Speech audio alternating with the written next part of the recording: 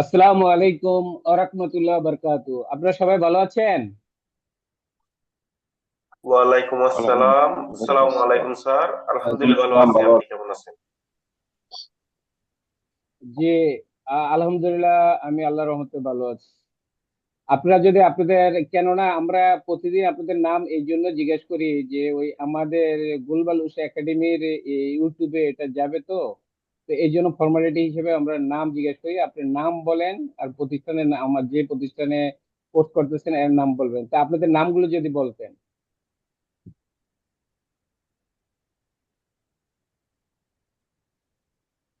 সালামু আলাইকুম। আমি মোহাম্মদ ফরিদুল আলম। আমি গ্লোবাল রোশ একাডেমির একজন ছাত্র। আসসালামু আলাইকুম। আমি মোহাম্মদ শাকিবুল ইসলাম। আমি গ্লোবাল ওশা ইসের একটা ছাত্র, ট্রেনিং সেন্টারে। আচ্ছা, আর কেউ বলবেন?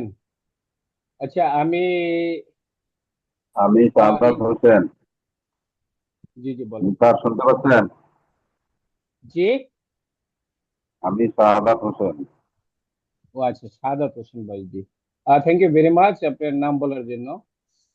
আচ্ছা, আমি হইলো ইঞ্জিনিয়ার ওমর ফারুক, বুলবাল উষা একাডেমির চিফ ট্রেনার, আর এমনি ওই এয়ারপোর্ট প্রজেক্টে হুন্ডাই মোটরসের সেফটি ম্যানেজার। তো আজকে আমরা পারমিট টু ওয়ার্কটা আলোচনা করব। পারমিট টু ওয়ার্কটা একটা গুরুত্বপূর্ণ ডকুমেন্ট ওয়ার্ক প্লেসে। আমরা ওয়ার্ক প্লেসে গেলে আগে কি দেখতে হয়? এডমিনিস্ট্রেটিভ কন্ট্রোল দেখতে হয়, আগে কি পারমিট আছে কিনা এটা দেখতে হয়, জিএস আছে কিনা দেখতে হয়, রিক্স স্টেটমেন্ট আছে কিনা এটা দেখতে হয়, পারমিট টু ওয়ার্ক আছে কিনা দেখতে হয়, ওয়ার্ক প্লেসে লোকগুলো কম্পিটেন্ট আছে কিনা দেখতে হয়। কম্পিটেন্ট মানে নলেজ, স্কেল, তারপর ট্রেনিং এগুলো। এখন আমি যে পারমিট করব, পারমিটটা কখন করে? পারমিটটা হইলো একটা লিখিত ডকুমেন্ট। পারমিটটা যে ইস্যু ইস্যু করবে আর যে রিসিভার, এরা দুইজনে গিয়ে দেখো ওয়ার্ক প্লেসে হ্যাজার্ড আছে কিনা, রিস্ক আছে কিনা, তারপর যে এটা করে। কি জন্য করে? যাতে ওয়ার্ক ওয়ার্ক ওয়ার্কফোর্সের যে লোক আছে এরও নিরাপদ হয়, ইকুইপমেন্টও নিরাপদ হয়। এই জন্য এরা করে। তো ওয়ার্ক প্লেসে গিয়া কি করে, ওখানে যে সাইট ম্যানেজমেন্ট আছে এদের সাথে আলোচনা করে, ওখানে যে অপারেটর আছে এদের সাথে আলোচনা করে, ওখানে যে সুপারভাইজার আছে এদের সাথে আলোচনা করে। আলোচনা করে পারমিটটা কমায়। ওখানে যে রিক্স আর হ্যাজার্ড থাকে ওটা কমায়া পারমিটটা করে। তে আপনারা কি কেউ এখানে বলতে পারবেন রিক্স এবং হ্যাজার্ড কিভাবে কমায়? না আমি বলবো? কেউ যদি বলার চেষ্টা করেন বলতে পারেন, নাহলে আমি বলবো। ভাই, আপনি বলেন। আচ্ছা, এখন আপনি প্রশ্ন করবেন, নিজেই প্রশ্ন করবেন, আমি পারমিট করবো রিস্ক হ্যাজার্ড কমাইতে হবে। তাহলে আমার কিভাবে করতে হবে? রিস্ক রিস্ক সমান লাইভলিহুড এন্ড কনসিকুয়েন্স। আমি রিস্ক এর মধ্যে দুইটা জিনিস আছে, ক্ষতির সম্ভাবনা আছে, ক্ষতি কমার সম্ভাবনা, মানে ক্ষতির পরিমাণ আছে। রিস্কের মধ্যে দুইটা জিনিস, একটা হলো ক্ষতির সম্ভাবনা আর একটা হলো ক্ষতির পরিমাণ। তাহলে আমার শিখতে হবে কিভাবে লাইভলিহুড কমানো যায়, আমার শিখতে হবে কিভাবে কনসিকুয়েন্স কমানো যায়, আমার শিখতে হবে কনসিকুয়েন্স এবং লাইভলিহুড কিভাবে দোনোটাই কমানো যায়। এভাবে আমি এটা রিস্ক কমাইতে পারবো। আর আর একটা আছে হাইরার্কি অফ রিস্ক কন্ট্রোল। আমি এলিমিনেশনের মাধ্যমে রিস্ক কমাইতে পারি, আমি সাবস্টিটিউশনের মাধ্যমে রিস্ক হ্যাজার্ড কমাইতে পারি, আমি ইঞ্জিনিয়ারিং কন্ট্রোলের মাধ্যমে রিস্ক হ্যাজার্ড কমাইতে পারি, আমি এডমিনিস্ট্রেটিভ কন্ট্রোলের মধ্যে রিস্ক হ্যাজার্ড কমাইতে পারি। এডমিনিস্ট্রেটিভ কন্ট্রোলের মধ্যে পারমিট পড়ে। যখন আমি পারমিটটা করব, পারমিটে যে ওয়ার্ক প্লেসে রিস্ক নাই, হ্যাজার্ড নাই, এই কথাগুলো কনফার্ম কইরা আমি সবার সাইন নিতে হবে। এই জন্য এই জিনিসগুলো আমার জানতে হবে। আমি সর্বশেষ পিপির মাধ্যমে রিস্ক হ্যাজার্ড কমাইতে পারি। তাই আমরা এই জিনিসগুলো আলোচনা করব। আর এটা হলো একটা ইউটিউবে পারমিট রিসিভার কোর্স। আমি আগে প্র্যাকটিক্যালটা দেখাবো, তারপর থিওরিক্যাল দেখাবো। থিওরিক্যালে তেমন উল্লেখযোগ্য কিছু নাই। ওই ওখানে বারবার আপনি বলবে যে ইস্যুয়ার রিসিভার ওয়ার্ক প্লেসে যাবে, ওয়ার্ক প্লেসের রিকমেন্ড যদি, পারমিটের রিকমেন্ড যদি ঠিক থাকে তাহলে ইয়া করবে, সাইন করবে, আর না থাকলে ক্যান্সেল করে দিবে, স্থগিত করবে, আবার নতুন করে ইস্যু করতে হবে। এই কথাগুলো বারবার আসবে। তাই আমরা ওই কথাগুলো এখান থেকে শিখে যাব, যাতে ওখানে বসতে সুবিধা হয়। এখন আমরা একটা পারমিট এর কাজ করব। আমরা কি কি পারমিট করব? লিফটিং অপারেশন পারমিট টু ওয়ার্কটা করব। তো লিফটিং অপারেশন পারমিট যদি আমরা করতে একটা করতে পারি তাহলে 10টাও করতে পারবো। আমি এটা বলবো কিভাবে করতে পারবো। পারমিটটা ডে শিফটের জন্য হইতে পারে, নাইট শিফটের জন্য হইতে পারে। তা আমি ধরে নিলাম পারমিটটা হইলো ডে শিফটের জন্য, পারমিটটা ডে শিফটের জন্য করলাম। তারপরে আমরা এখানে আপনার পারমিটটা বোঝার জন্য আপনি এটা একটা ইন্টারন্যাশনাল মেগা প্রজেক্টের পারমিট। এই পারমিটটা করতে পারলে আপনি যে কোনো পারমিট করতে পারবেন। অন্য পারমিটে এর চেয়ে কম থাকবে কিন্তু এর চেয়ে বেশি থাকবে না। তারপরে আমার অনেক স্টুডেন্ট আছে সৌদি আরবে, ওরা আমি এদের শিখেছি, আমি তাদের সাথে খোঁজ খবর নিচ্ছি এরকমই পারমিট গুলো। তারপর আপনি কোম্পানির নাম লিখতে পারবেন। আমি কোম্পানির নাম ABCD, এটা জাস্ট একটা নাম দিছে, আপনি আপনার কোম্পানির নাম লিখবেন। আমি লোকেশন এয়ারপোর্ট দিছি। তারপরে এয়ারপোর্টের প্রজেক্টে একটা লেফট উইং থাকে, রাইট উইং থাকে, সেন্টার আমি দিছি জাস্ট বোঝার জন্য। আপনি আপনার লোকেশনের নাম লিখবেন, আপনি আপনার এরিয়ার নাম লিখবেন। তারপর আপনি কি করতে হবে, ডিসক্রিপশন অফ ওয়ার্ক, মানে লিফটিং অ্যাক্টিভিটিস। আমি কি করব, লিফটিং এর পারমিট, লিফটিং অ্যাক্টিভিটিস। এখানে ইলেকট্রিক্যাল হইতে পারে, এখানে স্কেফোল্ডিং এর হইতে পারে, এখানে হট ওয়ার্ক হইতে পারে। যেটা ডিসক্রিপশন, এটা ডিসক্রিপশন লিখবেন। তারপর যে জিনিসটা লিখবেন সেটা হলো tools and equipment to be use. এই জিনিসটা অনেক বোঝার আছে। এখানে লিফটিং এর ক্ষেত্রে যেমন মোবাইল ক্রেন লিখলাম, লিফটিং গিয়ার বলতে এখানে ওয়েব সিলিং হইতে পারে, ওয়্যার সিলিং হইতে পারে, বুশ সেকেল হইতে পারে, ডি সেকেল হইতে পারে, ফুল বডি হার্নেস হইতে পারে।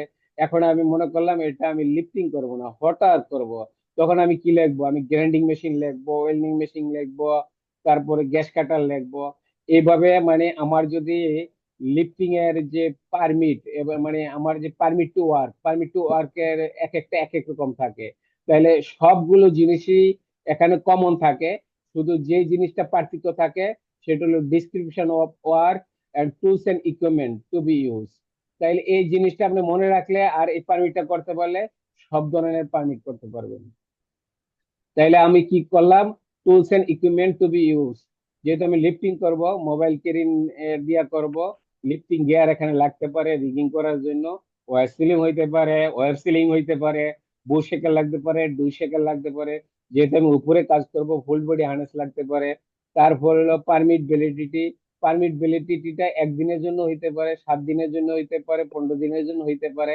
এখানে আমি যে জিনিসটা দেখাইছি এটা হইলো 15 দিনের জন্য।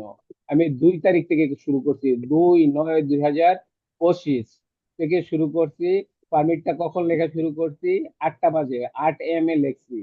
আর পারমিটটা কবে শেষ হবে, 16/9/2025। মানে কোন টাইমে শেষ হবে, 8 PM শেষ হবে। এখানে হলো 8 ঘন্টা। এখানে একটা প্রশ্ন আসতে পারে, এখানে 8 ঘন্টার জন্য পারমিটটা হয়, তাই আমার 8টা থেকে 6টা হওয়ার কথা ছিল, আমি 8টা লিখলাম কেন, এখানে আমাদের পারমিট হোল্ডার হিসেবে টেকনিক থাকতে হবে, এক্সপিরিয়েন্স থাকতে হবে। অনেক সময় আপনার প্রজেক্ট ম্যানেজার আইসা বলতে পারে যে আজকে পেলাম ইয়ে আছে, ওভার টাইম আছে, তখন আপনি কি পারমিটের সাইন নিতে পারবেন আর করতে পারবেন? এই জন্য আপনার সব সময়ের জন্য 2 ঘন্টা অতিরিক্ত থাকবে, যাতে কখনো যদি 1 মাসের মধ্যে 7 দিন, 2 দিন, একদিন যদি যখন এসে বলে যে ওভার টাইম আছে, তখন এই পারমিটের কারণে যেন আপনার কাজ বন্ধ না থাকে। তাহলে এই টাইমটা বাড়াই দিতে তো আপনার সমস্যা নেই, তো এটা কৌশল করে করবেন। তারপরে general work permit, others permit.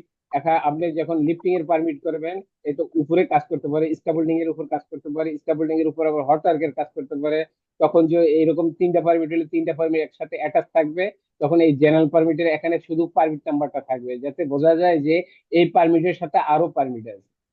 এখানে পারমিটের সাথে যে জিনিসটা করতে হবে, রিলেটেড চেকলিস্ট, SOP, প্ল্যান। এখানে যে জিনিসটা দেখতে হবে, এখানে মেথড স্টেটমেন্ট রাখতে পারেন, না রাখলে শুধু 3টা জিনিস অবশ্যই রাখতে হবে। মানে চেকলিস্ট রাখতে হবে, রিস্ক অ্যাসেসমেন্ট রাখতে হবে, জব সেফটি অ্যানালাইজ অবশ্যই পারমিটের সাথে রাখতে হবে। এবং এই পারমিটের সাথে এটি কনফার্ম করে পরে আপনার কাজ করতে হবে। তো এইভাবে আপনাদের কাজ করতে হবে। অবশ্যই আপনারা কোনো আপনাদের প্রশ্ন থাকলে আমি ক্লাস দিচ্ছি, প্রশ্ন থাকলে পরে প্রশ্ন করবেন, আমি শেষ করি। এটা হইলো পরে হইলে আমরা ইয়াতে আসবো, পার্ট এ তে আসবো।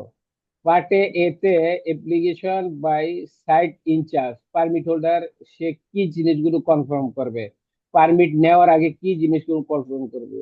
সে পারমিট নেওয়ার আগে বলবে যে আমি যেই কাজটা করব এই কাজটা আগে সবসময় আমি টুলবক্স মিটিং করব। টুলবক্স মিটিং মানে সকালে যে যে সাবজেক্ট আমি যেই কাজ করবেন, হটারের কাজ করেন, লিফটিং এর কাজ করেন, স্ক্যাফোল্ডিং এর কাজ করেন, হটবার যে টাইপের কাজ করেন, ওইটার উপর টুলবক্স করতে হবে এবং ওটার উপর জিএসএ করতে হবে। ওটার উপর রিসেসমেন্ট যে আছে ওটা আলোচনা করতে হবে। আর এখানে যদি আপনি লিফটিং এর কাজ করেন, তো লিফটিং এর আবার চেকলিস্ট আছে, মানে লিফটিং এর জন্য দুই ধরনের চেকলিস্ট থাকে, একটা হলো কেরিনের চেকলিস্ট থাকে আর একটা লিফটিং গিয়ারের চেকলিস্ট থাকে। লিফটিং করার জন্য এখানে আপনার লোড চার্ট সম্বন্ধে জানতে হবে, আপনার যাতে মেকানিক্যাল ফেলোর না হয়। কেরিনের সাথে লোড চার্ট আছে, এটা আমি আপনাদের দেখাবো, উষাতে গিয়ে প্রথম দেখাবো। লোড চার্টটা একদম হাতে কলমে, এখানে যেমন পারমিটটা দেখাচ্ছি এটা দেখাই দিব। তাহলে আমরা আমরা লোড চার্ট থেকে আমার সেভ ওয়ার্কিং লোড নিতে হবে। লোড চার্ট থেকে সেভ ওয়ার্কিং লোড যেটা নিব ওইটার 70% বা 80% নিব, পুরোপুরি নিব না। কেননা এটা কোনো কোম্পানি আমাদের এডিসি তে 75% আমরা নিতাম। তো এই এই জিনিসগুলো করতে হবে। আপনার লিফটিং এর সময় লিফটিং প্রো আছে, লিফটিং প্রো বা লিফটিং টিং আছে, এখানে লিফটিং সুপারভাইজার হইতে পারে, রিগার হইতে পারে, সিগন্যালম্যান হইতে পারে, ব্যাংকসম্যান হইতে পারে, কেরিন অপারেটর হইতে পারে। তারা কম্পিটেন্ট হইতে হবে। কম্পিটেন্ট বলতে আমি এই কথাটা বারবার এই জন্য বলি যাতে আপনাদের আয়ত্তে এসে যায়। নলেজ থাকতে হবে, স্কিল থাকতে হবে, ট্রেনিং থাকতে হবে, এক্সপিরিয়েন্স থাকতে হবে। শুধু এটা থাকলে হবে না। লিফটিং মানে সুপারভাইজারের থার্ড পার্টি সার্টি থাকতে হবে, রিগার ম্যানের থার্ড পার্টি সার্টিফিকেট থাকতে হবে, সিগন্যাল ম্যানের থার্ড পার্টি সার্টিফিকেট থাকতে হবে, কেরিন অপারেটরের থার্ড পার্টি সার্টিফিকেট থাকতে হবে। শুধু এই লোকগুলো থার্ড পার্টি সার্টিফিকেট থাকলে হবে না, কেরিনেরও থার্ড পার্টি সার্টিফিকেট থাকতে হবে। থার্ড পার্টি একটা যারা মানে সরকার করে অনুমোদিত একটা প্রতিষ্ঠান, তারা এসে এটা চেক করে দিবে। কেরিনের এমটি টেস্ট আছে, ইউপি টেস্ট আছে, কেরিনের কি আছে, কেরিনের সার্টিফিকেট আছে। এবং কেরিনের যে আমি এই যে লোড চার্টটা লেমিনেট করে কেরিনের গায়ে লাগাই দিব। আমার যে লিফটিং টিম আছে এই টিম গুলোর নাম্বার, আইডি নাম্বার সহ আমি ওখানে টেলিফোন সহ কেরিনের গায়ে লাগাই দিব, যাতে যে কোনো সময় কেরিন শিফট করার দরকার হইলে যাতে আপনারা কল করতে পারেন।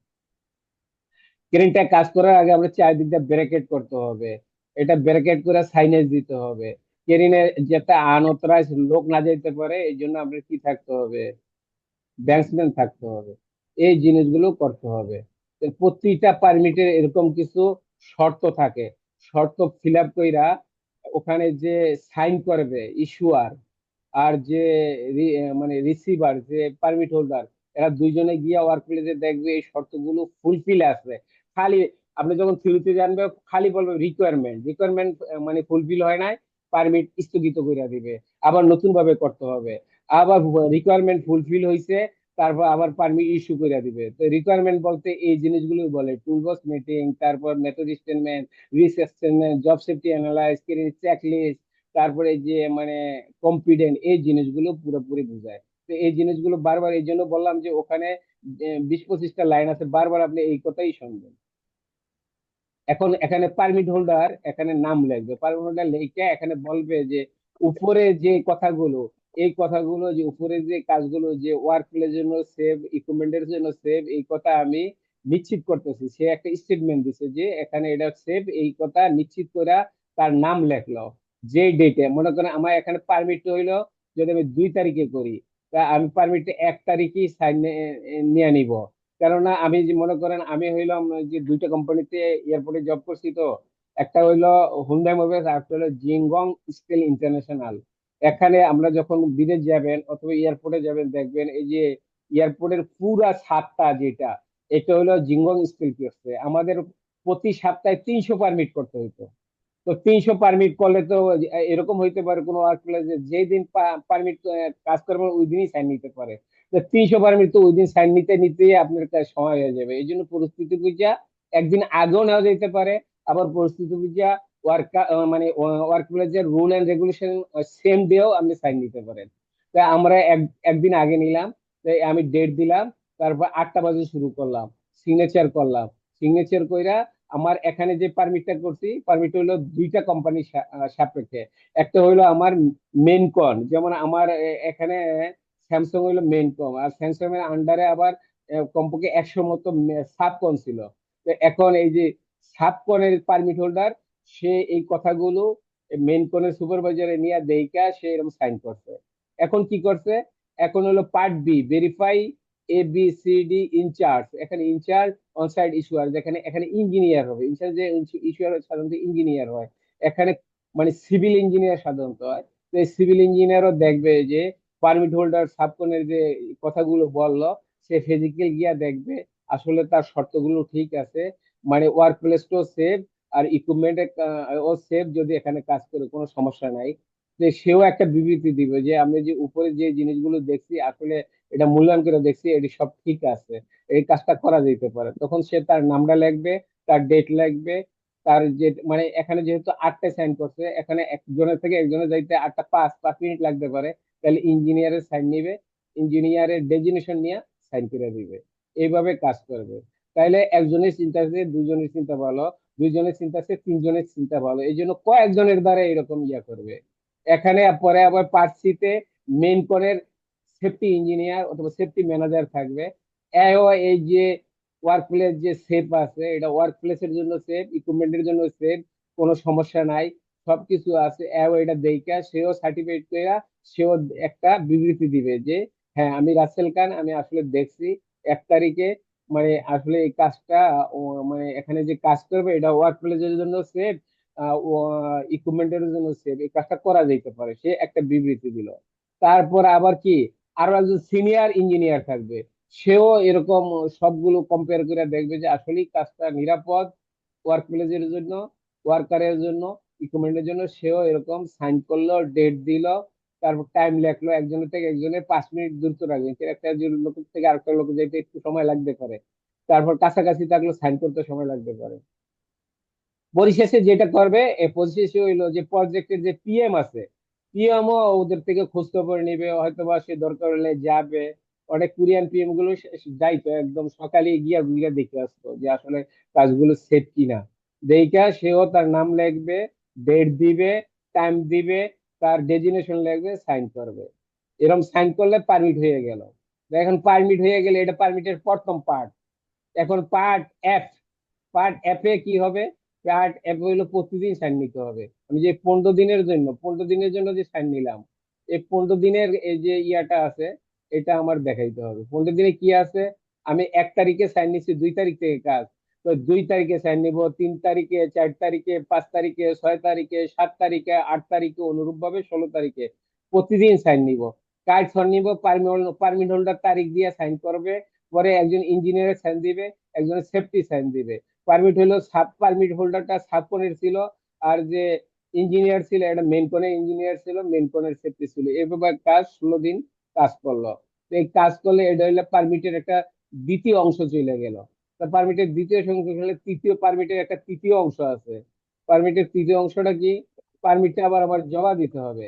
পারমিটটা কি জমা দিতে হইলে কি করতে হবে?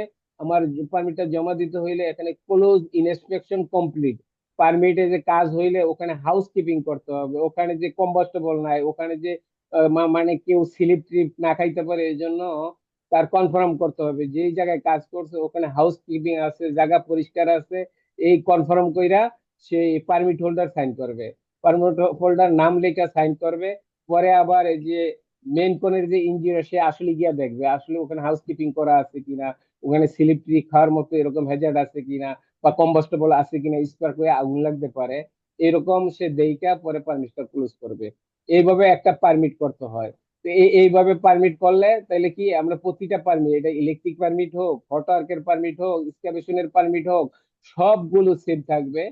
শুধু পার্থক্য কি থাকবে, আমাদের ডিসক্রিপশন পার্থক্য থাকবে, আর tools and equipment to be use এটা পার্থক্য থাকবে। তো যদি আমি বলছি যে এখানে লিফটিং মানে যদি ওয়াটার হয় তাহলে কি হয়ে যাবে, ওয়াটার হইলে কি হইবে, ওয়াটার হইলে গ্রাইন্ডিং মেশিন হবে, ওয়েল্ডিং মেশিন হবে, এগুলোতে তো গ্যাস কাটার হবে। এরকম এক্সকাভেশন হইলে ওখানে এক্সকাভেটর মেশিন থাকবে, এক্সকাভেটরের সাথে যে অনুষঙ্গ এগুলো থাকবে। ইলেকট্রিক হইলে কিলার থাকবে। এইভাবে আমরা পারমিট গুলো করবেন। এইভাবে আমরা পারমিট গুলো করতে পারি আর কি। তা আমি এখন আমি এটারে মানে যেহেতু ইয়াতে যাবে এটা আমি বন্ধ করব, পরে